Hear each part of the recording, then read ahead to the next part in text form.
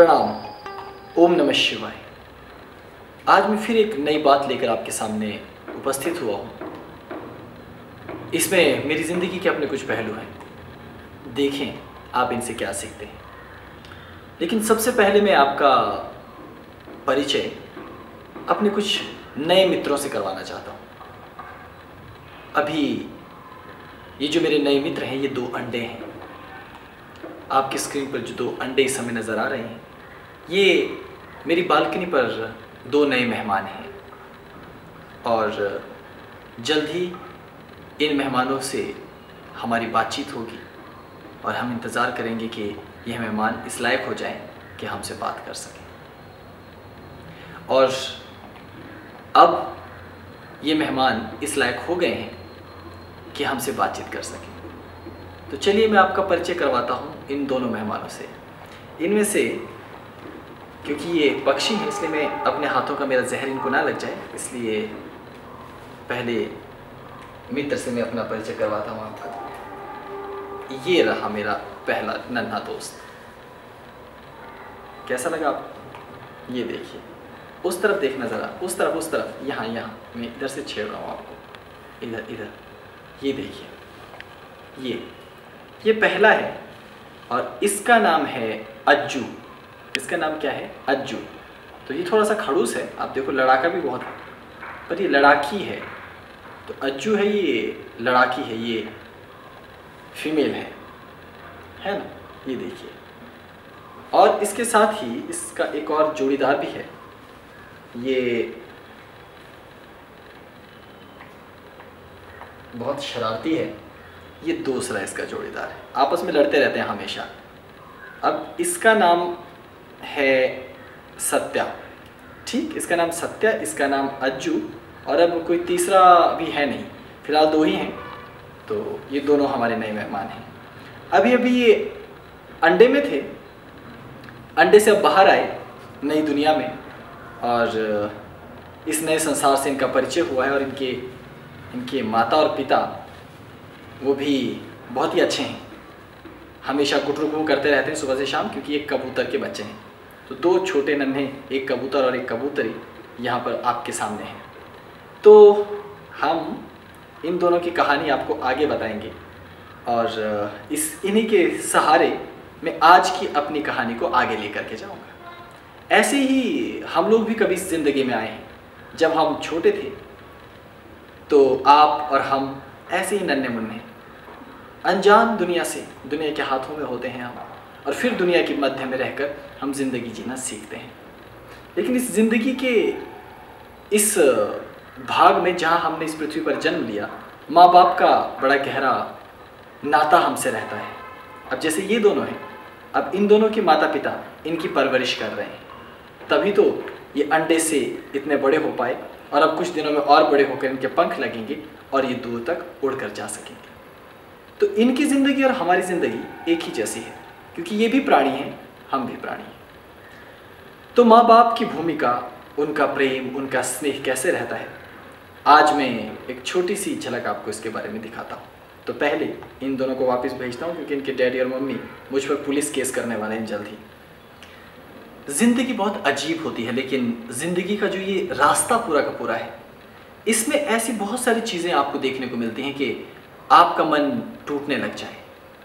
जैसे भारत में मातृदेवो भव, पितृदेवो भव कहा जाता है, लेकिन अधिकांश लोगों को ये पढ़ाया तो ज़रूर जाता है, लेकिन कभी हम अपनी ज़िंदगी में इस बात को भली प्रकार से समझ नहीं पाते कि माता पिता का क्या अहम स्थान हमारे जीवन में होता है। ये बड़ी दुख की बात है कि आज भारत जैसे देश में भी अनाथ आश्रमों में, और आप देखेंगे जहाँ वृद्ध लोग रहते हैं, वृद्धाश्रमों में, माता पिता की संख्या बढ़ती जा रही है। और उनमें से अधिकांश ऐसे हैं जिनकी संतान, जिनके बच्चे बड़े अच्छे पदों पर हैं, पदवियों पर हैं, उनकी पत्नियां बहुत बड़ा नाम कमाती हैं, यहाँ तक कि टेलीविज़न पर उनके चमचमाते चेहरे भी नज़र आते हैं, लेकिन अपने घर की हालत देखें तो बहुत बुरी। हमने दरअसल अपनी स्वार्थपरायणता को इतना बढ़ा दिया है कि हम माँ बाप, उनके प्रेम, उनके बलिदान, उनके त्याग को हम हमेशा ही भूल जाते हैं। और ये भी भूल जाते हैं कि जिस प्रकार ये नन्हे कबूतर अंडे से निकलकर कबूतर बने और उसके बाद बड़े होकर पंख फैलाकर उड़ने लगे। इस पूरी यात्रा में इनके माता और इनके पिता का एक महत्वपूर्ण भाग रहा है। वैसे ही हमारा जीवन भी है। वैसे मैं दूसरों के जीवन से बहुत उदाहरण दे सकता था, लेकिन मैंने सोचा कि चलो खैर आज आपको एक अपना उदाहरण देकर आपसे बात करता हूँ। मेरे पास यहाँ एक लैपटॉप है मेरे सामने और दीवार पर एक टीवी स्क्रीन है और मेरे पास कुछ एक वीडियोस हैं। ये मेरे प्राइवेट वीडियो कलेक्शन में से एक वीडियो है जो मैं आपको ज़रूर आज आपके साथ साझा करना चाहूँगा।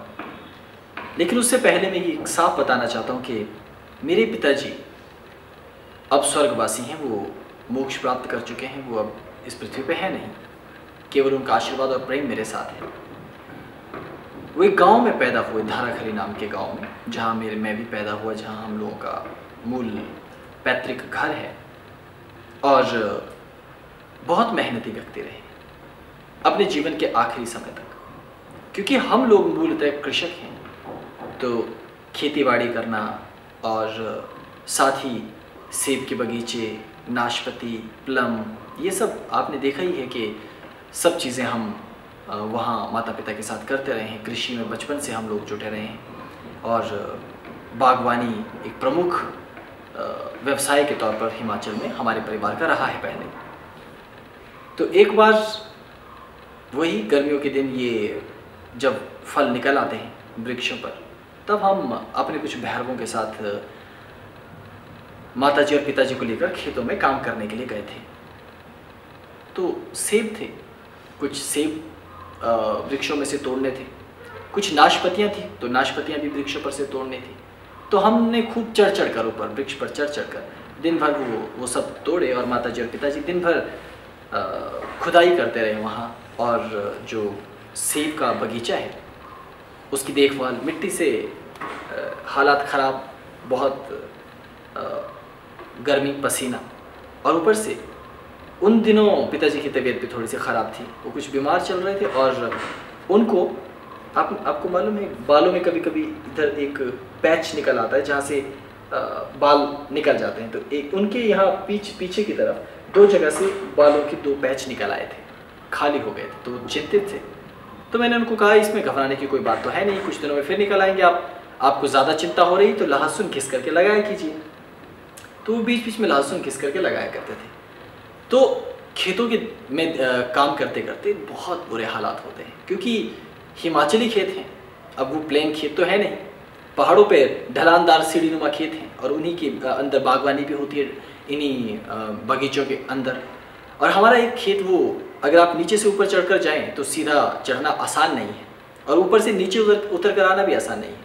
तो उस खेत में हम लोग काम कर रहे थे। मैं दरअसल आपको ये समझाना चाहता हूँ कि माता पिता का प्रेम, उनका सानिध्य, उनका साथ इतना मनभावन और लुभावन होता है, लेकिन आज के इस समय में हम उस प्रेम को, उस तत्व को भूल चुके हैं। क्यों शास्त्रों ने कहा मातृदेवो भव पितृदेवो भव। तो सारे दिन काम कर करके मिट्टी वाले कपड़े हो गए हैं, हाथ गंदे हैं, चेहरा धूप से झुलसा हुआ है, हालात ख़राब।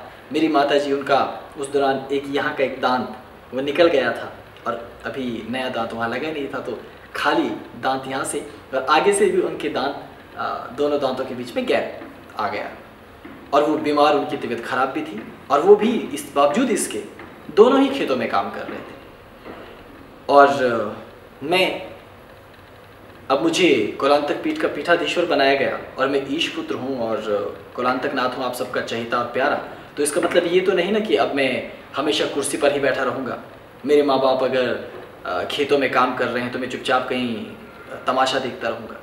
तो मैं भी अपने कुछ भैरवों के साथ वहाँ गया। मेरे साथ उस समय आशुतोष भैरव जी थे, मेरे साथ उस समय विष्णु भैरव जी भी थे और मुझे याद है उस समय हमारे साथ पुरुषोत्तम भैरव जी भी थे।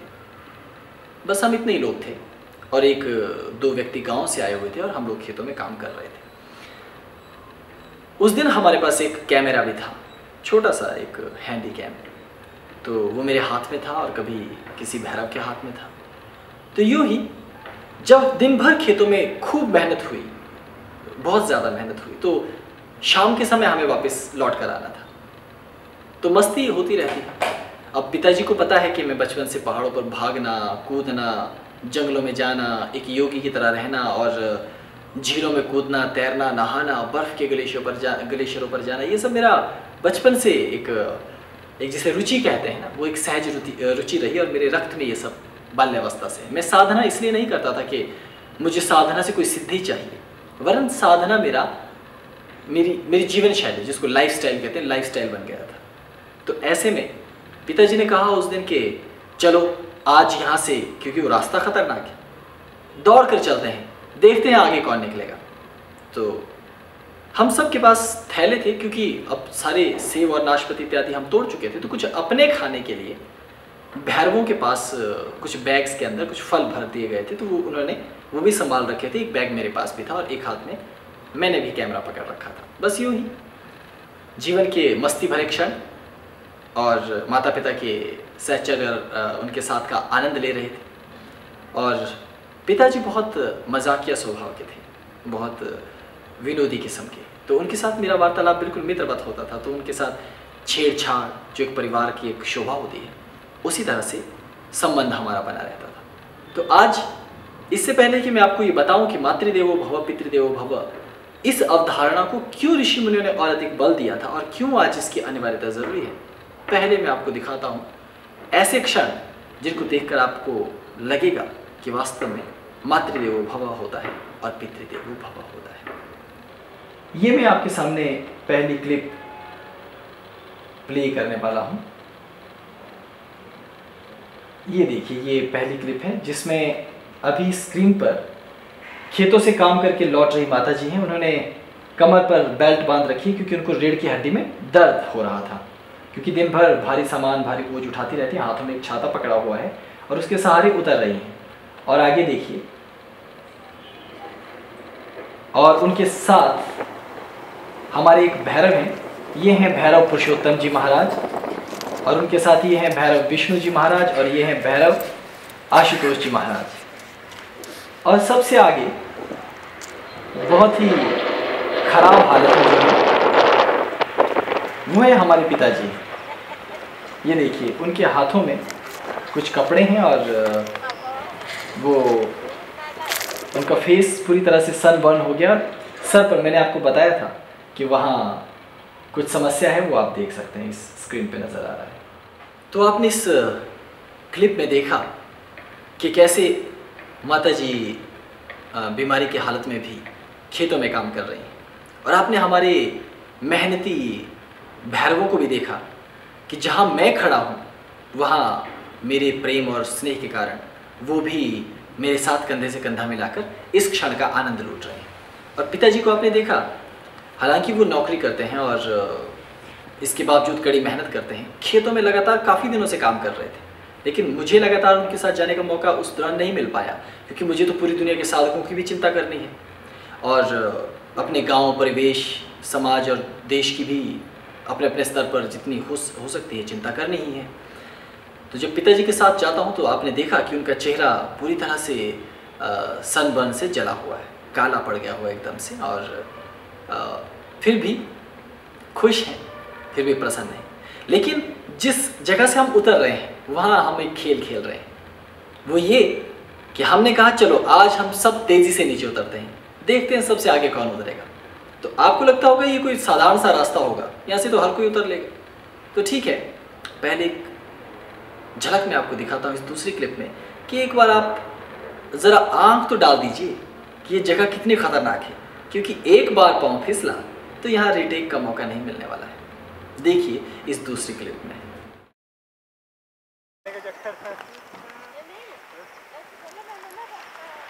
ये क्लिप ये बताने के लिए काफ़ी है कि कितनी गहरी जगह है।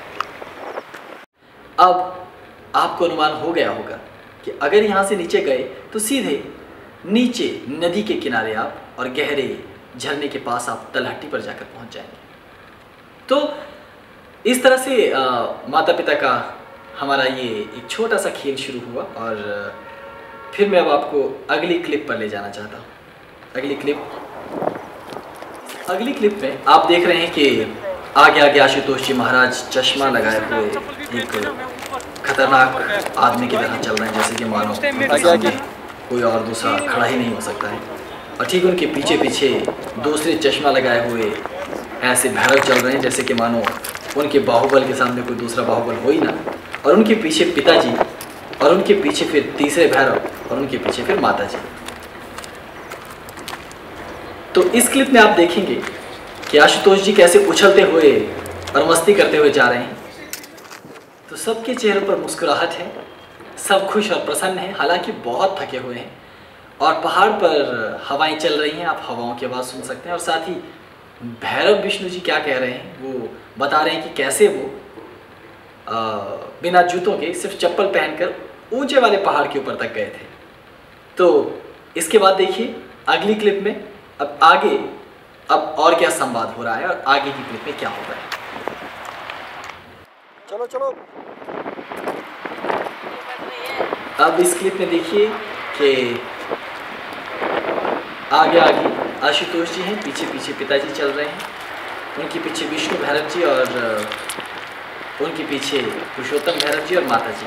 अब इस क्लिप से आप अनुमान लगा सकते हैं कि ये रास्ता कितना खतरनाक है। और कैमरा क्योंकि मेरे हाथों में है इसलिए मैं सबसे पीछे पीछे हूँ और इन लोगों को फिल्माने की कोशिश कर रहा हूँ। गर्मियों के दिन है और शाम ढल रही है। अब इसके बाद एक और क्लिप। अब इस क्लिप में आगे आगे भागने की प्रतियोगिता शुरू हो गई, क्योंकि अब और खतरनाक रास्ता आने वाला है। इस रास्ते की खासियत ये है कि यहाँ आप अगर गौर से देखेंगे तो पत्थर हैं, छोटे छोटे और सख्त पत्थर हैं, बिल्कुल शुष्क भूमि है और वहाँ घास लगा हुआ है। और जब आप तेज़ी से चलते हैं तो वो फिसलते हैं, तो उस पर आप फिसलेंगे और गिरेंगे। वैसे भी इस पूरी यात्रा के दौरान कई बार हमारे भैरव वो गिर चुके हैं, लेकिन किसी को चोट नहीं आई, आराम से अपने रास्ते पर फिसलते हुए। तो देखिए इस क्लिप का आनंद लीजिए। 20 मिनट और 100 कर लेना है तो 5 मिनट। उससे परम शॉर्टकट भी है 2 मिनट। मैं इसी शॉर्टकट का बात कर रहा था 5 मिनट। हाँ कहीं कहीं अटक भी सकता है आदमी।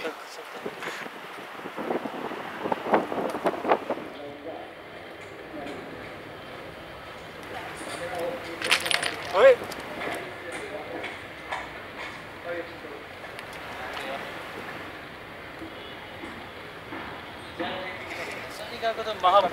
उसको बोला तो बोली कि उस दिन वो चल नहीं पा रही थी। आपने सही कहा। अब इस क्लिप को आप गौर से देखिएगा, क्योंकि इस क्लिप में मेरे और पिताजी के बीच संवाद है ज़रा सा, क्योंकि मैं कैमरा पर हूँ और मैं भागकर इन सब से आगे निकल गया हूँ और ये सब अब पीछे पीछे आ रहे हैं धीरे धीरे। तो अब मैं सबसे आगे हूँ, उसके बाद फिर पिताजी हैं, उसके बाद बाकी अन्य भैरवगण हैं। तो पिताजी जैसे ही आगे आते हैं तो देखिए। हाँ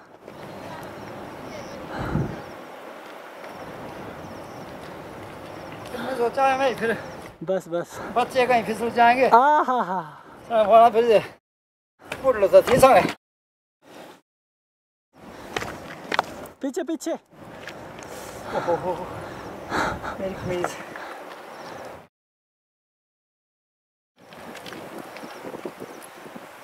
पहनने ना करके ओ कोई नहीं गिरा ठीक था। एक कमीज दो मेरी।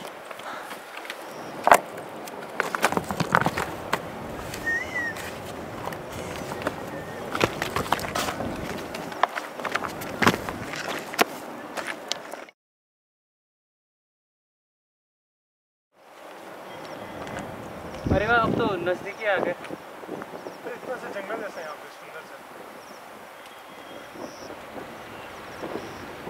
तो इस क्लिप में पिताजी मुझे, अब क्योंकि मैं उनसे आगे निकल गया हूँ इसलिए अब उनके पास कोई बहाना तो है नहीं, क्योंकि उन्होंने पूरी कोशिश की थी दौड़कर मुझसे आगे निकलने की, तो फिर अपनी सफाई दे रहे हैं। पहले हिंदी में कहते हैं और उसके बाद फिर कुल्लू की भाषा में, हिमाचली भाषा में कहने लगते हैं कि मैं इसलिए आगे नहीं निकला क्योंकि मुझे डर है कि इस दौड़ में कहीं बच्चे गिर गए तो फिर लोग कहेंगे कि देखिए इनका बुढ़ा यानी कि बुजुर्ग आदमी होते हुए भी ये बच्चे गिर गए। है ना, और बच्चों के साथ हम इस तरह से दौड़ नहीं लगाते। तो ये एक तरीका है। अब क्योंकि अब तो हार गए हैं, आगे निकल नहीं पाए हमसे, तो फिर बहाना अच्छा है। तो अभी भी ये रेस खत्म नहीं हुई है, अभी आगे जारी है। अब हम आपको दिखाएंगे कि अगली क्लिप में क्या होता है। लेकिन क्योंकि आप देखेंगे ये वाले भैरव हमारे बहुत ढीले हैं, और यही कारण है कि हम बहुत सारे भैरवों को हिमालय ले जाने से डरते हैं। देखिए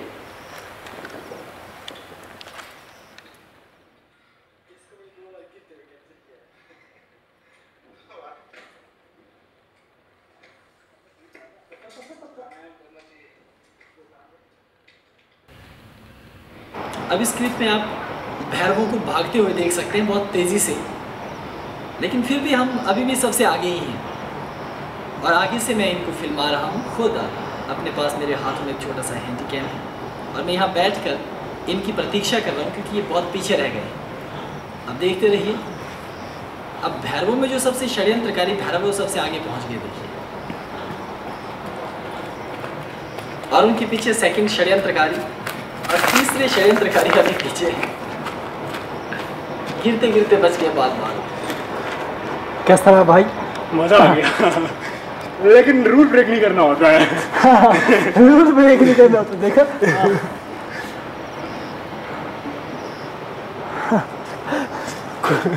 कूद करके आप तो भाग गए पहाड़ पर से। कि जब आप तो अच्छा है, आगे चल रहा है तो पीछे ही रह पाइएगा। आपने अपने सिद्धियों का तो प्रयोग नहीं किया। बिल्कुल नहीं, हाँ, उड़ के गए थे, मैंने देखा। गलत बात है ये। अगर आपने सिद्धियों का प्रयोग किया ना तो आप डिस्क्वालीफाई नहीं, मेरा टीला देखो यहाँ। हाँ वो वही देखा भी, कुछ बोलने ही एक पत्थर भी है नीचे, वो देखा सामने, देखा? एक टांग पे खड़ा होने वाला टीला मेरा। हाँ हाँ वो ना, हाँ, शिखा टीला।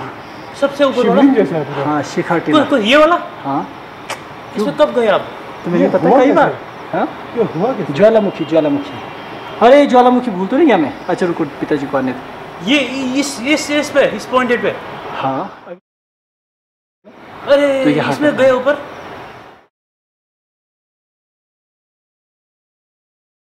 रस्सी से चढ़ेंगे क्या हम लोग? चिंता मत करो, ऐसे ही चढ़ेंगे बिना रस्सी। अच्छा, उसका कहाँ से है बेस? हाँ, बेस कहाँ से? वहीं पर ही नीचे। ऐसे ऐसे।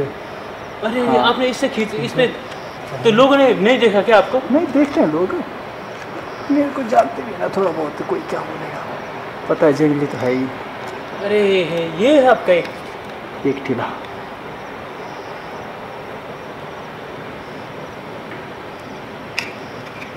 ऐसे में साधना करने की सिद्धि बहुत शीघ्र मिल जाए, ऐसे आनंद के लिए करते आप? आनंद के लिए, क्योंकि मेरा लाइफस्टाइल है ना ऐसा।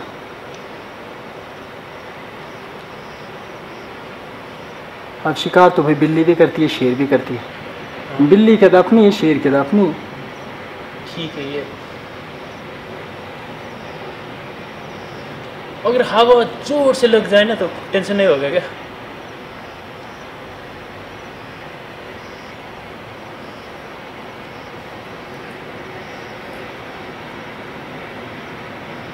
ऐसे ऐसे स्लिप करके थोड़ा सा पत्थर।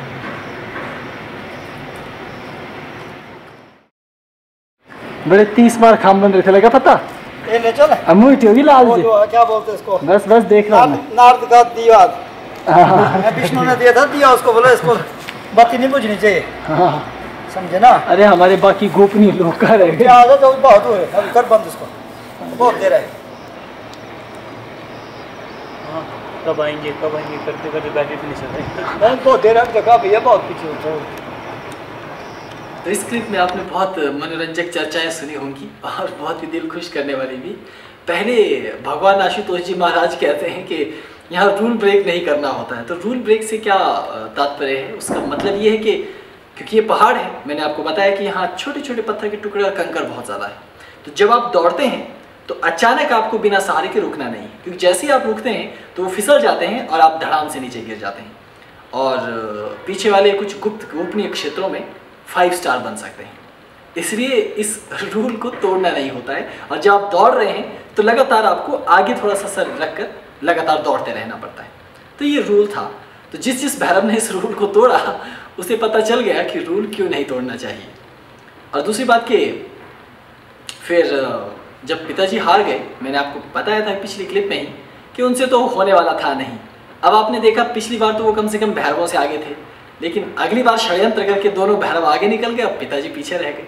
तो फिर वही जो अक्सर होता है कि वो सफाई देने में जुट गए कि देखो अब मेरे हाथ में ये डब्बा है। वो एक गांव से कुछ पता नहीं कुछ मांग कर लेके आए थे, उसमें घी था या शहद था, मुझे ये नहीं मालूम। तो गांव से किसी से कोई एक डब्बा लेकर आए थे, तो उसमें शहद लेकर के आए हुए थे। तो वो उसको डब्बे को उन्होंने पकड़ा हुआ था हाथ में, तो कह रहे थे कि इसमें घी है या शहद है, अब मुझे ठीक तो याद नहीं है, लेकिन इन दोनों पदार्थों में से कुछ एक था। तो वो गिर ना जाए इसलिए मैंने इसे हाथ में पकड़ रखा है। तो मैं इसलिए रेस में पीछे रह गया, क्योंकि जैसे देवऋषि नारद की कथा आती है कि एक समय भगवान विष्णु ने कटोरा दिया तेल से भरा और कहा कि जाओ तीनों लोकों में और देखना तुम कितनी बार भगवान का नाम ले पाओगे। तो वो एक भी बार नहीं ले पाए। तो वैसे ही वो मुझे तर्क दे रहे हैं। होता ही है, इसे हिंदी भाषा में कहते हैं खिसियानी बिल्ली खम्बा नोचे। अब पिताजी हार गए तो अब बहाने देखिए क्या एक से एक सुंदर बहाने हैं, है ना। खैर अगली क्लिप का आनंद उठाते हैं, क्योंकि पिताजी मुझे ये कह रहे हैं कि अब इस वीडियो कैमरा को बंद कर दो, क्योंकि पीछे वाली जो दो पार्टी हैं यानी माताजी वाला दल, माताजी और पुरुषोत्तम दल, वो बहुत दूर हैं और उनको आते आते अभी समय लगना है। और वैसे भी वो दोनों सबसे ढीले थे और ढीले ही रहेंगे, वैसे भी पीछे रहेंगे। अब मैं माताजी के बारे में नहीं कहूँगा क्योंकि मुझे वापस भी घर जाना है। तो अगली क्लिप देखते हैं चुपचाप, ठीक। एक बार नीचे से ऊपर जल्दी पहुंचना और ऊपर से नीचे है। एम्बुलेंस तो रखनी पड़ेगी भाई, पता नहीं कितने लुढ़केंगे ऊपर। स्ट्रेचर की व्यवस्था बीच बीच में 3-4 स्ट्रेचर गिरने का है या आना ऊपर जैसे थोड़े हैं, तो बाकी तो कोई प्रॉब्लम नहीं है। हमारे लोग बीच सड़क में गिर जाते हैं, ये तो फिर भी दिल आएगा। गिरे हुए हैं अभी बीच सड़क में गिरे हुए। बीच सड़क में गिरे हुए आप।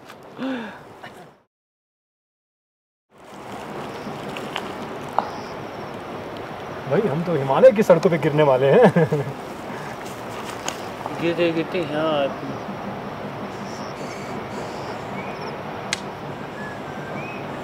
जैसे ये जो गांव है इसका रास्ता कहाँ से हैं? ये जो दिख रहा है पर गाँव से देखो, गाँव से पीछे देखो बस जाते हैं नहीं ना, बस तो नहीं जाती। तो इस जगह पे आदमी शॉपिंग के लिए नीचे आना पड़ेगा ना। बाली चौकी बड़ी चौकी आते हैं, बस जाती ऊपर से, देखो रोड वो दिख रहा है ऊपर जैसे। हाँ हाँ हाँ, यहाँ से नीचे होकर जाते फिर, या जैसे छोटी गाड़ी जाती है ना यहाँ से, हाँ इस गाँव के ऊपर तक। हाँ। ये तो बहुत ऊंचा है कसम से, बहुत ऊंचा का, हमारे से ऊंचा थोड़ी है। और थोड़ा घर ही है, हमारे से ऊंचा नहीं जहाँ हम गए थे। चला तामड़ू ये भी मार्कंडेय ऋषि का ही होगा ना मंदिर जो है। ये तो। मार्कंडेय ऋषि यहीं तो रहता, पार देखो और देखो मंदिर नजर आ रहा है जहाँ पंडितों का। हमारा वो बनाने वाला होता है। देखो जी क्या लेके आया ऊपर से, मशरूम।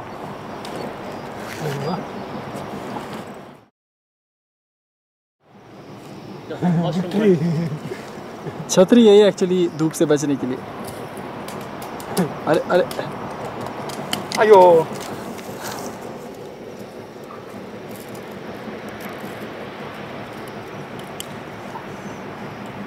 क्या क्या बनाया भगवान ने ना, कैसा बढ़िया सुंदर बनाया हुआ। इसको हम लोग घर पे रखते थे डेकोरेशन के लिए। यहाँ फ्री में ले लो, हम दे ये तो गिरा यहाँ से टूटा हुआ ना, हम फ्री में दे रहे हैं आपको इसको। इसको आग में आग जैसे पकड़ता है बहुत जल्दी। इसको कलर करके देखो कितने बड़े होते हैं, काला सफेद लाल। जो ये गिरता है ना उसको, अरे ये तोड़ दिया मेरे छाता।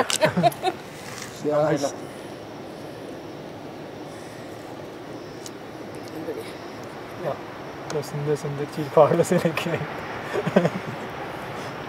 ये पीला वाला है, कितना बिसादी होता है, कितना बिसादी होता है पीला वाला। काफी तो इसको तो मैं इसका मैं इंतजाम कर सकता हूँ डांस के बीच में। तो आपने इस क्लिप में देखा कितनी हास्यास्पद और मनोरंजक क्लिप है, इससे ज़्यादा मधुर दूसरी कोई क्लिप हो नहीं सकती। एक तो पीछे वाली टीम सबसे लेट आ रही है और ऊपर से फिर पिताजी वहाँ बैठ करके हमें अब समझा रहे हैं, तर्क दे रहे हैं वहाँ। और आपने देखा कि माताजी को अचानक एक मशरूम मिल गया है और वो छोटा सा मशरूम लेकर आ रही है मनोरंजन, और उसे लेकर के आ रही हैं। और अचानक उनको दिखता है रास्ते में एक शंखटा गिरा हुआ। अब ये शंखटा क्या है, मैंने आपको बताया था कि देवदार और इसके चील के ऊपर लगा हुआ एक जो फल होता है सख्त बिल्कुल, वो उनको मिल गया। अब उन्होंने जैसे उसको रास्ते पर पड़ा देखा तो उसको एक जोर से लात मारी। अब वो तो सख्त होता है, वो ऊपर से गिरता हुआ सीधा पिताजी के पीछे पीठ में जाकर लगा और वो चिल्लाए। और उसके बाद साथ में विष्णु भैरव जी बैठे हुए थे, उन्होंने उसको उठा दिया। जब उठा लिया तो फिर पिताजी ने क्या कहा, देखिए भगवान ने कैसी कैसी चीज़ें बना कर रखी। यानी क्योंकि पिताजी पहले से बहुत आस्थावान और आस्तिक रहे हैं और पूजा पाठ अपने तरीके के धार्मिक और अपने तरीके के आस्तिक, जैसे कि इस पृथ्वी पर सभी होते हैं, तो अपने अपने तरीकों की भगवान होते हैं, अपने अपने तरीकों की पूजा होती है, अपने अपने तरीकों के विश्वास होते हैं, वैसे वो प्रसन्न हो रहे हैं। तो अचानक माता जी वहाँ आकर के बैठती हैं, वही हालात माता जी के खराब, वो दांत निकला हुआ, आगे से दांत खाली और थकी हुई और हाथ में एक मशरूम। अचानक पिताजी ने उस शंखटा को ऐसे फेंका तो वो मशरूम के ऊपर जाकर गिरा, मशरूम टूट गया। और फिर अब वो टूट गया, अब दूर से माता जी लेकर आई हैं तो पिताजी को अपराध बोध भी हो रहा है कि अरे ये टूट गया, अब क्या करूं। तो कहते हैं मेरे पास दे दीजिए, मैं इसका जुगाड़ करता हूँ। इसके बीच में लक्कड़ था, छोटी सी लकड़ी का तिनका डाल देते, तो उन्होंने उसे तिनका उसमें डालकर उसे बंद कर दिया। अब क्योंकि पिताजी की आंखें थोड़ी कमज़ोर थी तो दिखाई बिना चश्मे के दिखाई देता नहीं है, तो ऐसे करके उसको अजीब से तरीके से उसको देख करके उसके बीच में लक्कड़ डालकर उसे तैयार करके मशरूम को दे रहे हैं, ताकि हम देख सके कि मशरूम कैसे तैयार हो रहा है। अभी आखिरी क्लिप बच गई है, इससे ज़्यादा मैं आपको दिखाने वाला हूँ भी नहीं, क्योंकि उसके बाद मुझे अपने विषय पर भी आना है। तो चलिए पहले आपको अपनी अगली क्लिप दिखाता हूँ। और वार्तालाप तो आप बीच में सुनते रहे, भैरवों का वार्तालाप हो रहा है, हमारा वार्तालाप हो रहा है, क्योंकि पूरी तरह से यहाँ पारिवारिक वातावरण है और हम मस्ती कर रहे हैं। क्योंकि सच मानिए इतनी मेहनत दिन भर की है कि थक कर बहुत चूर हो गए। आइए देखते हैं पहले अगली क्लिप। हमने वैसे का वैसे बना दिया उसको। नकली है ये, नकली नकली।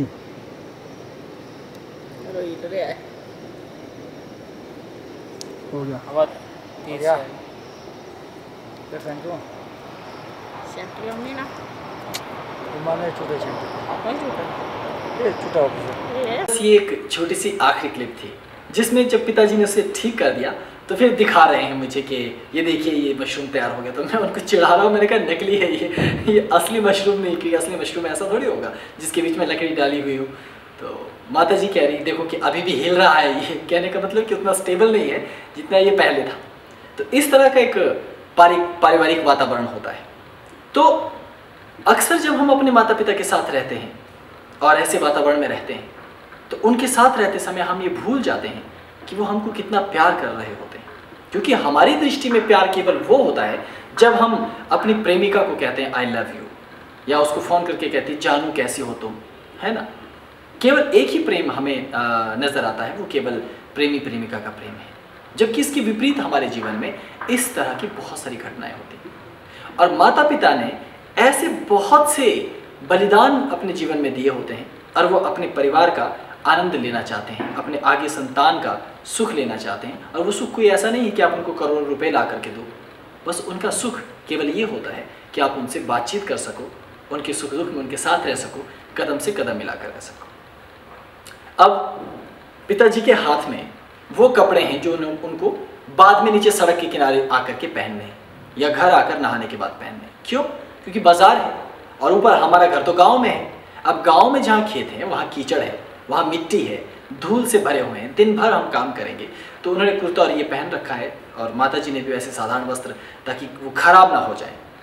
तो दूसरे वस्त्र वो बाद में पहनेंगे। लेकिन हम लोग तो भैरव हैं, वही कपड़े हमारे शहरों बाज़ारों में भी चल पड़ते हैं, वही गांव में भी चलते हैं। हालांकि अब मैं थोड़ा सा बिगड़ गया हूँ आजकल, क्योंकि आजकल मेरे साथ वाले भैरव भैरवी कहते हैं नहीं ऐसे वाले कपड़े ठीक नहीं लगते, थोड़ा स्टाइल में रहने का।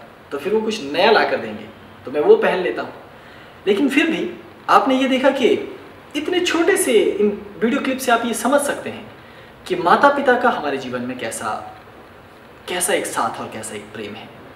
तो आज मेरे जीवन में पिताजी अब नहीं रहे, आज उनकी कमी है, आज उनका ये सुख, उनका ये हास परिहास केवल अब याद ही आ सकता है और हम उनकी किसी भी प्रकार से उनकी इस कमी को, उनके ना होने को पूरा नहीं कर सकते। लेकिन अब मेरे पास सिर्फ माता जी हैं, मैं उनके आशीर्वाद, उनके प्रेम का अनुभव अभी भी कर सकता हूँ। तो इस बहाने में आपको ये बताना चाहता हूँ कि जीवन में कभी कभी आपको ये लगता होगा, जब आप तरक्की कर रहे हैं, जब आप आगे बढ़ रहे हैं, कि अब तो आप काफ़ी बड़े आदमी बन चुके हैं और आपके पास पैसा है, अब आपको अपनी लाइफ जीनी है। अक्सर बहाना क्या होता है, हमें अपनी लाइफ जीनी है। तो इस अपनी लाइफ का मतलब क्या है? आप, आपकी पत्नी या आपकी प्रेमिका, आप लोग कहीं एकांत में रहें, किसी फ्लैट में, वहाँ अच्छा टीवी हो, इंटरनेट हो और बस आपको कोई छेड़े नहीं। फिर आप थोड़ा सा काम करें, जमकर मस्ती करें, संगीत सुने और ये भूल जाए कुछ समय के लिए कि दुनिया भी कुछ है। तो आजकल हम निजता चाहते हैं और जब हम जवान होते तो ये भूल जाते हैं कि हमारे भी ऐसे दिन आने वाले हैं जब हम वृद्ध हो जाएंगे और तब हमारे पुत्र, हमारी संतानें या हमारे आसपास के लोग हमारे साथ ऐसा व्यवहार करेंगे जिसकी आपने कल्पना नहीं की होगी। क्योंकि कोई भी व्यक्ति बूढ़े लोगों को देखना नहीं चाहता कि सफ़ेद बाल, झुर्रियाँ पड़ी हुई, सड़क पर कांपते हुए चल रहा है, जिसे साफ दिखाई नहीं दे रहा, साफ सुनाई नहीं दे रहा। लगता है इस समाज में ये कौन से एलियंस आ गए हैं, कहाँ से ये प्राणी इस पृथ्वी पर आ गए हैं और हम उनसे कन्नी काटने लगते हैं। लेकिन ये भूल जाते हैं कि वो एलियंस नहीं हैं, वो हम ही हैं, हमारा ही भविष्य का होने वाला चेहरा है। इसलिए मैं आपको ये डरा करके ये आपके मन में ये बात पैदा नहीं करना चाहता कि आपको मैं डराऊं कि आप भी बूढ़े होने वाले हैं, इसलिए अपने माँ बाप का ख्याल रखिए। वो मेरा लक्ष्य ही नहीं। वरन मैं आपको ये चेतना देना चाहता हूँ कि आपको ये सोचना चाहिए कि जब परिवार और माँ बाप के साथ हम रहते हैं तो हमें उनका त्याग नहीं करना है। लोग कहते हैं धर्म के नाम पर कि ठीक है, मैं धर्म पे जा रहा हूँ इसलिए माँ बाप को छोड़ रहा हूँ, जबकि धर्म ने ये कहा कि मातृदेवो भव पितृदेवो भव। अब मैंने बाल्यावस्था से लेकर साधना की है, 3 साल की आयु से लेकर लगातार हिमालयों पे, लेकिन मैं कुछ समय माता पिता से दूर अवश्य रहा, लंबे समय भी उनसे दूर रहा, लेकिन उनको कभी छोड़कर नहीं गया। मेरे पास आज इतनी बड़ी कुलांतक भी जो कि अंतर्राष्ट्रीय हो गई है, उसका उत्तरदायित्व है, लेकिन फिर भी मैं माँ बाप को छोड़कर नहीं गया। मैंने तमाम सामाजिक कार्यों को और तमाम पीठ की व्यवस्थाओं को देखा, लेकिन माँ बाप को छोड़कर नहीं गया। आपने देखा कि मैं स्वयं पीठाधीश्वर होने के बावजूद उस गरिमा को त्याग कर एक साधारण मनुष्य के पुत्र होने का कैसा सुख ले रहा हूँ और कैसे एक पिता के साथ एक आम लड़की की भाषा में, उनकी बोलचाल की रीति में उसको अपनाते हुए उनसे परिहास कर रहा हूँ, अपने भैरवों के साथ बातचीत कर रहा हूँ, ताकि कहीं ऐसा ना लगे कि कहीं कुलांतक नाथ न जाने परिवार में आ गए हैं तो मैं उसी शैली में बात करूं अपने पिताजी से, अपनी माताजी से, अपने भैरवों से। जितना हो सके साधारण। क्यों? क्योंकि ये जीवन है। जैसे मैंने आपको बताया ना कि अंडे से ये चूजे निकले हैं, अब एक कबूतर बन जाएंगे। जल्द ही वो कबूतर या तो किसी के शिकार हो जाएंगे या अपनी आयु कुछ समय पूरा करके इस संसार से विदा ले लेंगे। जैसे कि इस क्लिप में मैंने आपको दिखाया कि माताजी पिताजी इतने थके होने के बाद, इतनी ज़्यादा मेहनत करने के बाद भी कितने प्रसन्न हैं हमारे साथ। हालांकि इस समय तक हमारी आर्थिक स्थिति इतनी बुरी नहीं थी कि हमें खुद जाकर खेतों में काम करना पड़े, लेकिन आदत होती है। जैसे कि हम जिस परिवेश में पले बड़े हों उसकी कुछ आदतें होती हैं। अब बचपन से मेरे दादा और मेरी दादी वो कृषक रहे, उन्होंने केवल कृषि की है, जानवरों को पाला, बकरियां, गाय और बागवानी, ये प्रमुख कार्य उनके रहे। तो उन्होंने पिताजी को यही सब अपने पूरे जीवन में सिखाया है और करवाया है। अब क्या होता है कि जब किसी कार्य को और किसी जन्म स्थान में, किसी स्थान विशेष में आप किसी कार्य को करते हुए पैदा होते हैं तो जीवन भर आप वही करना चाहते हैं। तो इसलिए पिताजी सब कुछ होने के बावजूद भी खेतों में रहना पसंद करते थे, खुद मेहनत करना पसंद करते थे। हालांकि वहाँ मजदूर भी काम में लगाए जाते हैं सहयोग के लिए, लेकिन उनको उनका काम पसंद नहीं आता क्योंकि उनकी अपनी एक शैली बन चुकी है काम करने की। और मैं उनको इनकार नहीं कर सकता कि नहीं आप ना कीजिए, क्योंकि नहीं करेंगे तो उनका मन और दुखता है। ऐसी स्थिति में मैं क्या कर सकता हूँ? फिर मैं एक पुत्र होने के नाते ये कर सकता था कि कुछ और मजदूरों को लगाता, लेकिन नहीं, उनको खुद ही काम करना है। अब खुद काम करना है तो फिर पुत्र होने के नाते मेरा क्या कर्तव्य बनता कि मुझे भी उनके साथ खड़ा होना है। और मेरे साथ मेरे साधक भी थे। अब उनका क्या कर्तव्य बनता है कि जहां गुरु या उनके प्रमुख खड़े हों वहां उनको भी खड़ा होना है।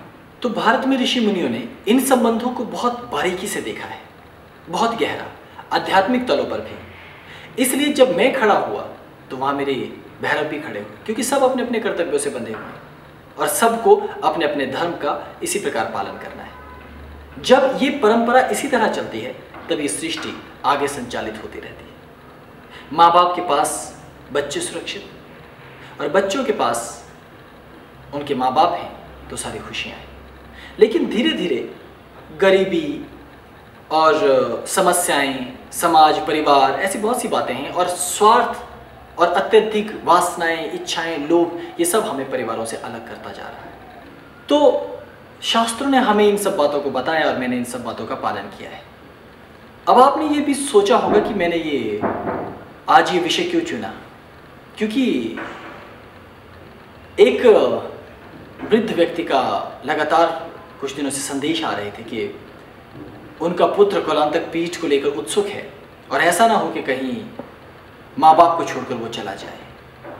तो उनका नाम बेणी लाल जी है। तो मैं बेणी लाल जी को ये संदेश देना चाहता हूँ कि आपने देखा होगा कि मैं तो इस पीठ का पीठाधीश्वर प्रमुख हूँ, लेकिन मैं आखिरी समय तक अपने पिताजी के साथ रहा, आज भी माताजी के साथ ही रहकर उनकी सेवा कर रहा हूँ। तो जब मैं ही अपने परिवार के साथ रहकर अपनी साधनाओं को आगे ले जाने में सफल हुआ हूँ तो भला किसी दूसरे को कैसे कहूँगा कि तुम माँ बाप को छोड़ दो। और उससे भी बड़ी बात कि जब शास्त्र ये कहता है कि मातृदेवो भव पितृदेवो भव, तो क्या आपको लगता है कि मैं उस वाक्य पर विश्वास नहीं करता या उसके महत्व को नहीं जानता? मैं जानता हूँ, मानता हूँ, इसी का उपदेश दूसरों को भी देता हूँ। इसीलिए मैंने अपने प्राइवेट कलेक्शन में से ये वीडियो आज आपको दिखाया है। हालांकि मेरे माताजी पिताजी की इसमें बहुत दुर्गति है, उनके चेहरे जले हुए हैं, हालात बहुत ख़राब है, कपड़े अजीब से पहने हुए हैं। कोई भी पुत्र अपने माँ बाप की ऐसी वीडियोस सामने नहीं लाना चाहेगा, क्योंकि अन्य वीडियोस में आप उनको अच्छे वस्त्रों में हंसते मुस्कुराते देखेंगे। लेकिन मैंने ऐसा किया ताकि आपके प्रश्न का उत्तर मिल सके और बाकी भैरव भैरवियों को संदेश मिल सके कि जो मैं कहता हूँ वो मैं पहले करता हूँ, उसके बाद दूसरों को भी कहता हूँ। इसलिए जो शास्त्र ने कहा मातृदेवो भव पितृदेवो भव, वही मैं भी स्वीकार करता हूँ, मैं भी मानता हूँ और ऐसा ही करने का सबको उपदेश करता हूँ। अभी इतना ही। आशा है आपको ये ज़रूर समझ आया होगा और आप अपने अपने माता पिता का आशीर्वाद लेकर जीवन का आनंद भोगोगे। ओम नमः शिवाय। प्रणाम।